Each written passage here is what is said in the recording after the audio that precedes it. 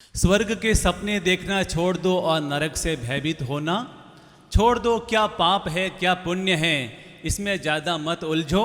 क्या पुण्य है क्या पाप है इसमें ज़्यादा मत उलझो। बस किसी का दिल मत दुखाओ, बाकी सब भगवान पर छोड़ दो। बाकी सब भगवान पर छोड़ दो। अपनी बात की शुरुआत एक प्यारी घटना से करना चाहूँगा। एक चपरासी ऑफिस में लेट पहुंचा तो मालिक ने उसे डांटते हुए कहा, अरे आज तो फिर 1 घंटा लेट आ गया। तो उसने कहा, क्या बताऊं मालिक, आज मैं घर से ऑफिस आ रहा था तो मैंने देखा कि बीच में एक बच्चे का एक्सीडेंट हो गया और वो एक्सीडेंट में बच्चा बहुत घायल हो गया था, उसके खून बह रहा था और कोई उस पर ध्यान नहीं दे रहा था। मुझे लगा कि अगर इसको समय पर इलाज नहीं मिला तो ये बेचारा मर जाएगा, इसके कुछ हो जाएगा और इसके माता पिता का भविष्य अंधकार में हो जाएगा। तो मैंने तुरंत उसको टैक्सी में बिठाया और अस्पताल लेकर के मैं गया और वहाँ पर डॉक्टर ने कहा कि इसको खून चढ़ाना पड़ेगा, इसको खून चढ़ाना पड़ेगा। तो मैंने अपने मित्र से बात की और जैसे तैसे करके हमने इसके लिए खून की व्यवस्था की और इसको खून चढ़ाया। और जब मुझे लगा और जब मुझे संतुष्टि मिली कि अब ये स्वस्थ हो जाएगा, ठीक हो जाएगा, तब मैं जैसे तैसे वहाँ से निकलकर ऑफिस पहुँचा। जैसे ही मालिक ने ये सुना कि मालिक को गुस्सा आ गया, वो क्रोध में तमतमा उठा कि रोज़ तू कोई ना कोई बहाना बनाता है, रोज़ तू कोई ना कोई बहाना बना करके ऑफिस में लेट आता है। अरे इस दुनिया में हजारों बच्चे हैं, अगर वो बच्चा मर भी जाता तो क्या होता। जैसे ही कर्मचारी चपरासी ने ये सुना तो उसको भी तैस आ गया। उसने कहा, मालिक आप ये क्या कह रहे हैं, मालिक आप ये क्या कह रहे हैं। हो सकता है कि हमारे तो कोई फर्क नहीं पड़ता, पर जिस माँ बाप का ये बच्चा है उनके तो बहुत ज़्यादा फर्क पड़ जाता। जिस माँ बाप का ये बच्चा है उसके तो बहुत ज़्यादा फर्क पड़ जाता। और कहते हैं कि जा जा काम पर लग, और वो मालिक चपरासी को डांट कर उसको काम पर लगा देता है। और 4 घंटे के बाद उसी ऑफिस के मालिक के पास फोन आता है कि सर सर सर सर आपका बच्चा हॉस्पिटल में एडमिट है, तुरंत आप आइए। और जैसे ही मालिक ने ये सुना कि वो तुरंत हॉस्पिटल पहुंचा और वो ये देख कर के चौंक गया कि उसके बच्चे का ही एक्सीडेंट हो गया था और किसी व्यक्ति ने उसके बच्चे को हॉस्पिटल में पहुंचाया था और उसके खून की व्यवस्था की थी। और 4 घंटे के बाद उस बच्चे को होश आया और बच्चे ने बताया कि मेरे अमुक पापा जी है। तब जाकर के हमने आपको फ़ोन किया और आपको बुलाया। और उस पिता ने पूरी तफ्तीश की तो उसे पता चला कि वो व्यक्ति और कोई नहीं, उसी का ही चपरासी था। वो व्यक्ति और कोई नहीं, उसके बच्चे को बचाने वाला वही चपरासी था। जब उसने ये बात उसको समझ में आई तो उसकी आंखों से झरझर आंसू बहने लगे, उसे समझ नहीं आ रहा था कि मैं अपने चपरासी के साथ अपनी आंखें कैसे मिला पाऊंगा, मैं अपने चपरासी के साथ आंखें कैसे मिला पाऊंगा। और अगले दिन उसने चपरासी को बुलाया और उसे पिछले दिन उसने जो डांट लगाई थी उससे माफ़ी मांगते हुए कहा कि मेरे प्यारे भाई, मुझसे बहुत बड़ी गलती हो गई, मैं तुझसे माफ़ी मांगता हूँ। और उसने एक बहुत बड़ा इनाम उसको देते हुए और चपरासी से उसका प्रमोशन करते हुए उसको कर्मचारी बनाया। 4th ग्रेड कर्मचारी से उसको 1st ग्रेड कर्मचारी बनाते हुए कहा कि मेरे प्यारे भाई, जब उसने इस तरह का व्यवहार किया तो वो चौंक गया कि मालिक ये आप क्या कर रहे हैं, मालिक ये आप क्या कर रहे हैं। तो उसने कहा कि मेरे प्यारे भाई, कल तूने जिस बच्चे को बचाया था वो और कोई नहीं, वो मेरा ही बच्चा था। कल तूने जिस बच्चे को बचाया था वो और किसी का नहीं, वो मेरा ही बच्चा था।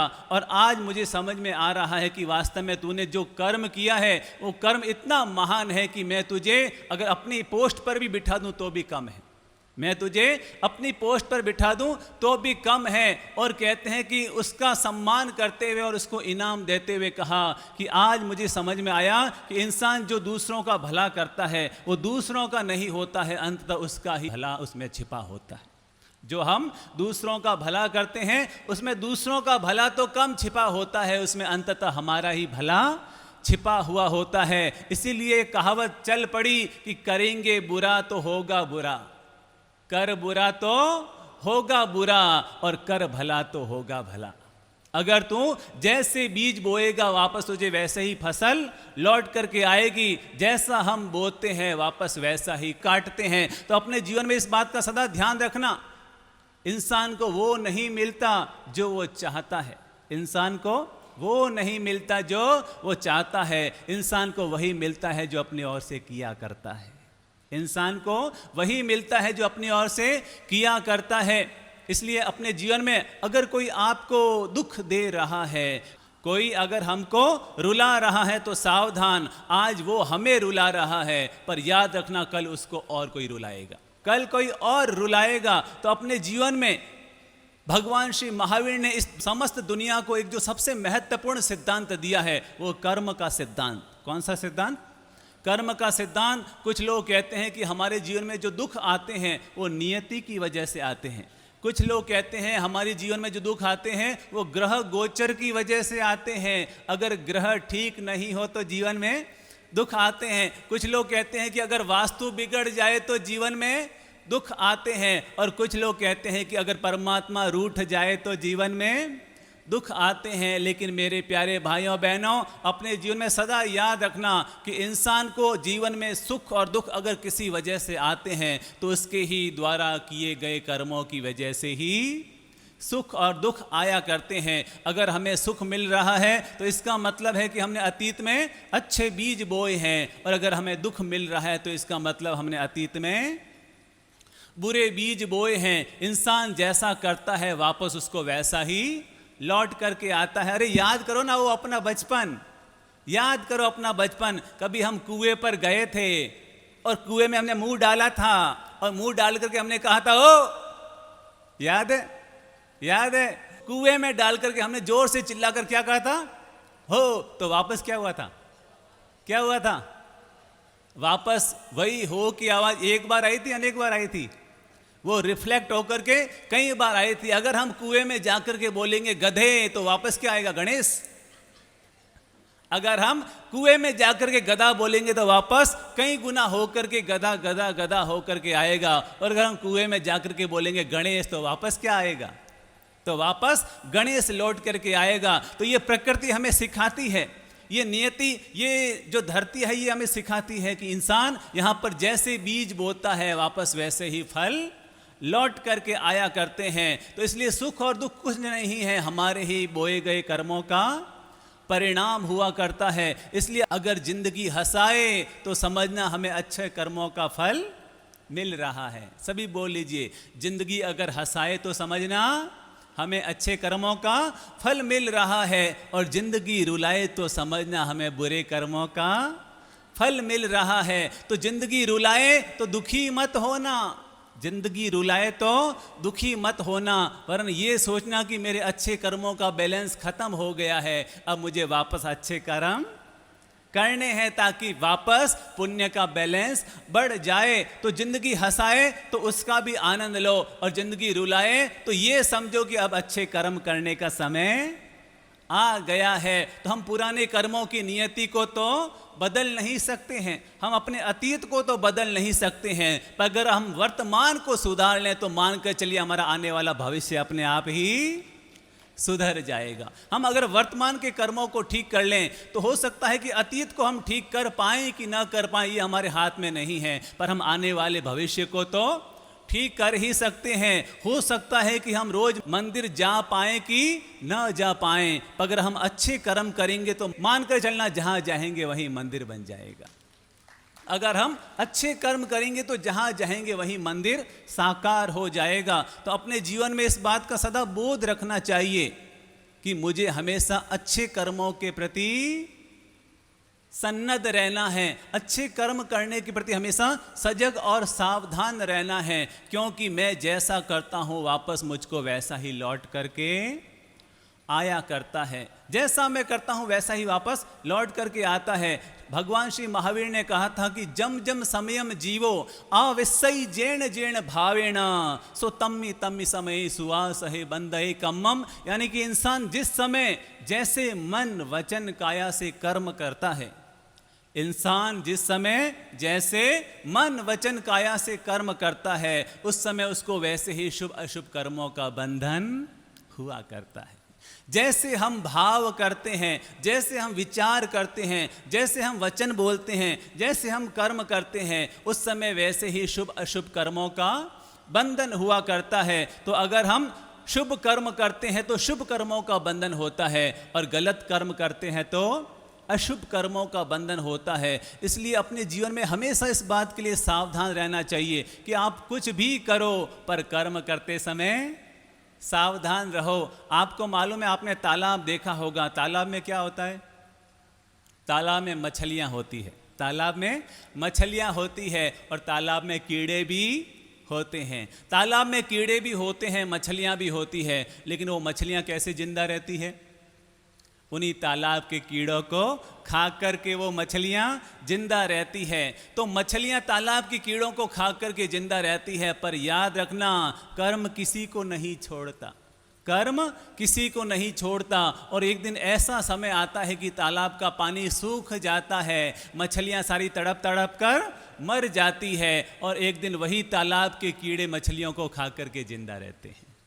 तो इस दुनिया में हर चीज़ वापस लौट करके आती है। कहते हैं एक बार भगवान श्री महावीर की धर्म सभा चल रही थी, हजारों लोग उनके सत्संग, प्रवचन और धर्म देशना को सुन रहे थे। तभी गौतम स्वामी जी ने देखा, उनके प्रमुख शिष्य गौतम स्वामी जी ने देखा कि सभा के बाहर एक व्यक्ति जो इधर से उधर भाग रहा है, उधर से इधर, इधर से उधर, इधर से उधर, उधर से इधर भागे जा रहा है, भागे जा रहा है, भागे जा रहा है। तो उन्होंने गौर से देखा, उनके भीतर में दया आई, करुणा आई, और वो अपना स्थान छोड़ करके सभा के बाहर गए। और उस व्यक्ति को गौर से देखा तो पता चला कि उसके पूरे शरीर में कोढ़ का रोग हो गया है, पूरे शरीर में कोढ़ का रोग हो गया है, और पूरे शरीर से मवाद निकल रहा है, खून निकल रहा है, पीप निकल रहा है, और जिसके चलते हजारों हजार मक्खियाँ उसको खा रही है, हजारों हजार मक्खियाँ उसको खा रही है, उसको डस रही है, डंक मार रही है। और उन मक्खियों से बचने के लिए वो व्यक्ति इधर से उधर और उधर से इधर भागे जा रहा है, वो आगे आगे और मक्खियाँ पीछे पीछे, और वो इतना परेशान, इतना दुखी, एक सेकंड भी उसको शांति और सुख नहीं है, इतना परेशान। वो वापस सभा में आए और भगवान से पूछा कि प्रभु, मैंने अभी जिस व्यक्ति को देखा बेचारा कितना दुखी है, मुझे लगता है कि उससे ज़्यादा तो इस दुनिया में कोई दुखी नहीं होगा। जैसे ही भगवान ने ये सुना तो भगवान मुस्कुराए और कहा कि अगर तुझे वास्तव में दुखी इंसान देखना है तो इसी राजा का 5वां राजकुमार देख कर के आ, इसी राजा का 5वां राजकुमार देख कर के आ। ये सुनकर के गौतम स्वामी चौंके और उन्होंने भगवान की आज्ञा लेकर के वो राजमहल पहुँचे। जैसे ही राजमहल पहुँचे कि राजा ने उनका स्वागत किया, रानी ने उनका स्वागत किया और कहा कि बड़ी कृपा, आप दर्शन देने के लिए पधारे। तब गौतम स्वामी जी ने कहा कि मैं तो आपके राजकुमार को देखने के लिए आया हूँ, मैं तो राजकुमार को देखने के लिए आया हूँ। जैसे ही रानी ये सुनती है तो अपने सारे राजकुमारों को बुलाती है, सारे अपने राजकुमारों को बुलाती है। सब सजे धजे, सब सुंदर, सब शानदार, सब चकाचक लग रहे थे। तब गौतम स्वामी ने कहा कि मैं तो इन राजकुमारों को देखने के लिए नहीं आया हूँ, उस 5वें राजकुमार को देखने के लिए आया हूँ। जैसे ही रानी सुनती है, राजा सुनता कि चौंक जाता है कि आपको कैसे पता चला? ये तो राजा और रानी के अलावा किसी को पता नहीं है इस रहस्य का। तब कहते हैं कि मुझे तो भगवान ने अपने ज्ञान में देख करके बताया है। और जैसे ही वो ये सुनते हैं तो वहीं खड़े खड़े भगवान को प्रणाम करते हैं और कहते हैं कि चलिए। और कहते हैं कि उनका 5वां राजकुमार तल घर में रखा हुआ था। और कहते हैं कि राजा रानी नीचे उतरते हैं और नीचे उतरते समय अपने मुंह पर कपड़ा बांध देते हैं। और गौतम स्वामी जी को भी कहते हैं कि प्लीज़ आप भी कपड़ा बांध दीजिए, क्योंकि आप वो गंध सहन नहीं कर पाएंगे। ये सुनकर के गौतम स्वामी चौंक जाते हैं। और जैसे ही दरवाजा खुलता है, इतनी भयंकर बदबू, इतनी भयंकर बदबू, इतनी भयंकर बदबू आती है कि गौतम स्वामी जी भी पूरे हिल जाते हैं, उनका भी रोम रोम कांप जाता है, इतनी भयंकर बदबू। और वो तुरंत मुंह पर कपड़ा रखते हैं और जैसे ही अंदर पहुंचते हैं तो देख करके चौंक जाते हैं, देख करके चौंक जाते हैं। और ये नज़ारा कि राजा का राजकुमार पर उसका शरीर बिल्कुल गेंद जैसा, राजा का राजकुमार पर पूरा शरीर बिल्कुल गेंद जैसा। और इतना ही नहीं, कर्मों की दुर्दशा तो ये देखिए, कर्मों की दुर्दशा ये देखिए कि राजा के यहाँ पैदा होने के बावजूद भी उसका शरीर बिल्कुल गेंद की तरह गोल मटोल था, लेकिन पूरे शरीर में केवल एक ही छेद था, पूरे शरीर में केवल एक ही छेद था, और कैसी कर्मों की दुर्दशा की वो जहाँ से खाया करता था वापस विष्ठा भी वहीं से बाहर निकला करती थी। इतनी भयंकर पीड़ा, इतनी भयंकर दुर्दशा जिसको देख कर के गौतम स्वामी एकदम हक्के बक्के रह गए। ओहो, कर्मों का ऐसा भयंकर परिणाम, कर्मों का ऐसा भयंकर परिणाम। कहते हैं वो वापस भगवान श्री महावीर के पास आते हैं और उनसे कहते हैं कि प्रभु, मुझे आज ये नज़ारा देखकर तो मेरी रू कांप गई, मेरी रू कांप गई, मेरा रोया रोया सिरन हो उठा। लेकिन प्रभु ये बताइए कि राजा के यहाँ पैदा होने के बावजूद भी ऐसे अशुभ कर्मों का उदय, ऐसे निकाचित कर्मों का उदय। तब भगवान श्री ने कहा कि ये पिछले जन्म में 500 गांवों का अधिपति था, ये पिछले जन्म में 500 गांवों का अधिपति था, लेकिन इसके अंडर में हजारों लोग काम करते थे और ये सबको परेशान करता था, सबको दुखी करता था, सबको सताने का काम करता था, सबसे काम तो ज़्यादा करवाता था लेकिन बदले में पूरा दाम नहीं देता था। सबको तड़फाने की वजह से ऐसे कर्म का उदय आया कि आज इसको वापस तड़फना पड़ रहा है, आज इसको वापस तड़फना पड़ रहा है। तब गौतम स्वामी जी को जीवन का ये बोध और ये समझ आई और उन्होंने अपने शिष्यों से कहा कि इंसान सबसे बच सकता है लेकिन अपने किए गए कर्मों से बच नहीं सकता। इसलिए भगवान से डरने की जरूरत नहीं है, भगवान से डरने की जरूरत नहीं है। अगर डरना ही है तो बुरे कर्मों से डरिए, अगर डरना ही है तो बुरे कर्मों से डरिए, क्योंकि भगवान आपको तो माफ कर सकते हैं लेकिन कर्म तो किसी को माफ नहीं करते हैं, कर्म किसी को माफ नहीं करते हैं। तो अपने जीवन में हमेशा इस बात का बोध रखना। एक व्यक्ति होटल में पहुंचा, कंजूस व्यक्ति था, और मैनेजर से कहा कि मेरे लिए एक चाय लाओ, मेरे लिए एक चाय लाओ। और मैनेजर से कहा कि भाई देख, रुपए लेकर के तो सभी चाय पिलाते हैं, रुपए लेकर के तो सभी चाय पिलाते हैं, तू बिना रुपए लेकर के चाय पिलाए तो समझ में आएगा कि तेरे में कुछ दम है, तेरे में कुछ दम है। उसने वेटर को बुलाया, वेटर को कुछ समझाया और वेटर चाय का कप उस कंजूस व्यक्ति के सामने ला करके उसने रख दिया। कंजूस व्यक्ति ने देखा, है कप तो बिल्कुल खाली, कप तो बिल्कुल खाली। उसने मैनेजर ने कहा ये खाली कप क्यों भेजा है, भरे कप का चाय भेजो। तो उस मैनेजर ने कहा भाई भरे कप से तो सभी चाय पीते हैं, आप खाली कप से चाय पियो तो मैं जाने तुम्हारे में भी कुछ। तो इस दुनिया में हर चीज लौट करके आती है, हम जैसा करते हैं वापस वैसा ही लौट करके आया करता है। एक लड़के ने विदेशी लड़की से शादी की और उसको घर लेकर के आया, तो सास और बहू में बनती नहीं थी, सास और बहू में बनती नहीं थी, और सासू माँ आए जैसा बहू को सुना देती थी, आए जैसा बहू को सुना देती थी। तो दरअसल सास थोड़ी हेल्दी थी, सास बिल्कुल हेल्दी थी। और एक बार क्या हुआ, सासू माँ ने बहू को गुस्से में आकर के कहा तू तो गधी है, गधी। क्या बोला, तू तो गधी है, गधी। तो अब विदेशी बहू थी, उसको समझ में नहीं आया ये गधी गधी क्या होती है। तो शाम को पति घर आया तो पति से पूछा ये गधी गधी गधी क्या होती है, गधी। तो पति को समझ में आ गया कि मेरी माँ ने इसको गाली दी होगी। तो उसने कहा कि जो व्यक्ति मोटा होता है ना, मोटा, क्या, जो व्यक्ति मोटा होता है उसको बोलते हैं गधी, जो मोटा होता है उसको बोलते हैं गधी। उसने कहा अच्छा ऐसा है, ठीक है। कुछ दिनों के बाद क्या हुआ कि सासू माँ की तबीयत बिगड़ गई, सासू माँ की तबीयत बिगड़ गई। वो हेल्दी थी लेकिन तबीयत ऐसी बिगड़ी को बिल्कुल पतली हो गई, बिल्कुल पतली हो गई। लेकिन फिर भी उसको गुस्सा तो उस पर सवार, और अपनी बहू को गाली निकालते हुए कहा अरे तू तो चुई है, चुई। क्या बोला, तू तो चुई है, चुई। तो उसको समझ में नहीं आया कि चुई क्या होता है, ये चुई क्या होता है। शाम को पति आया, पूछा कि ये चुई चुई क्या होती है।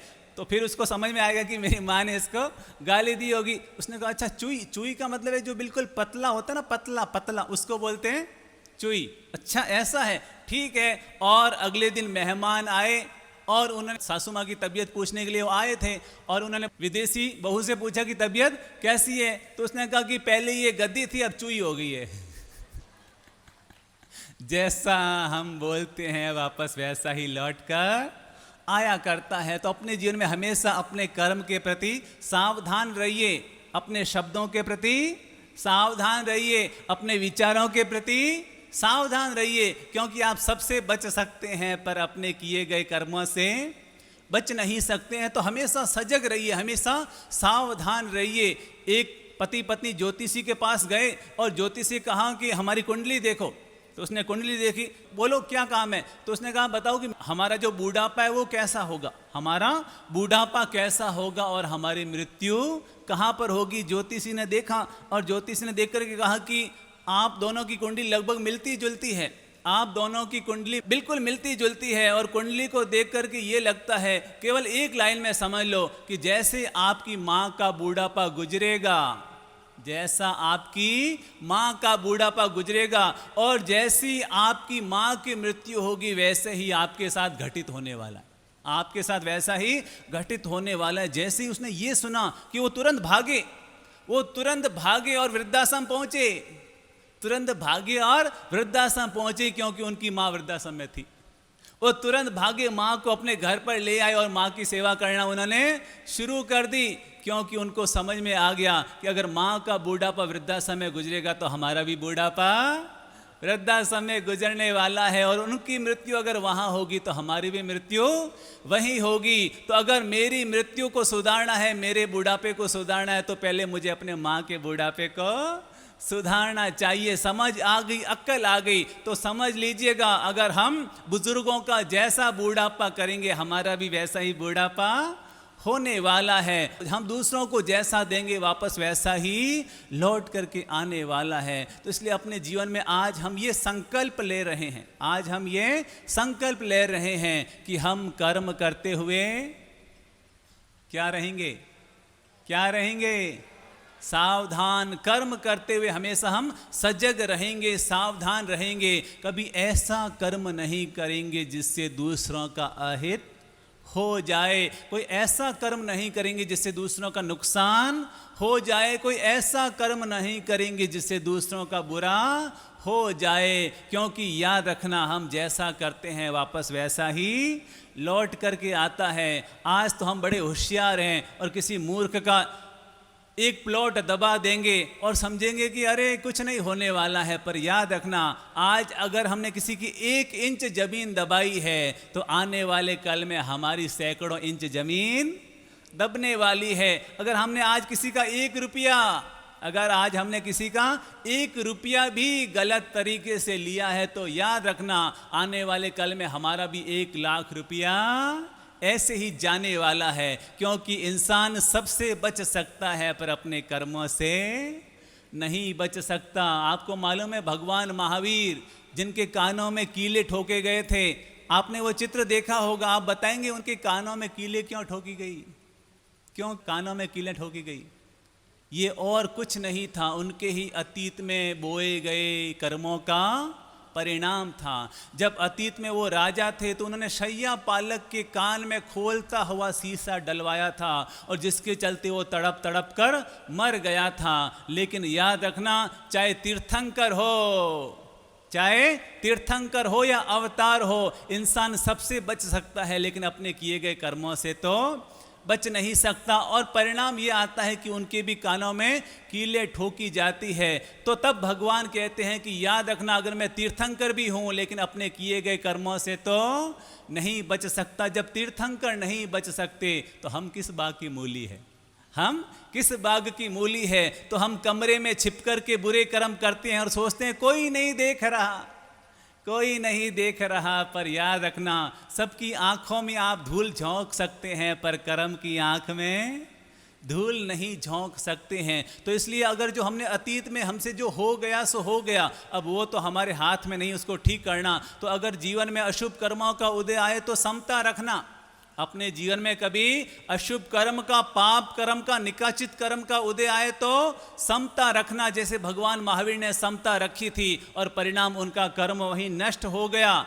अगर वो वापस उसका प्रतिकार करते तो, अगर उस ग्वाले को वो मार देते तो उनका कर्म कई गुना ज़्यादा बढ़ जाता। लेकिन उन्होंने समता रखी तो उनका कर्म वहीं नष्ट हो गया। तो अगर अशुभ कर्म उदय में आए, समता रखना ताकि वो कर्म नष्ट हो जाए। और उस समय संकल्प लेना कि अतीत में मैंने किए थे इसलिए मुझे ऐसा परिणाम मिल रहा है, पर आने वाले कल में मैं अब ऐसा नहीं करूँगा कि फिर मुझे वापस दुख का सामना करना पड़े। सार रूप में एक लाइन में समझ लीजिए कि दुखी आदमी तो सुखी हो सकता है। बोल लीजिए, दुखी आदमी सुखी हो सकता है, पर दुख देने वाला कभी सुखी नहीं हो सकता। दुख देने वाला कभी सुखी नहीं हो सकता।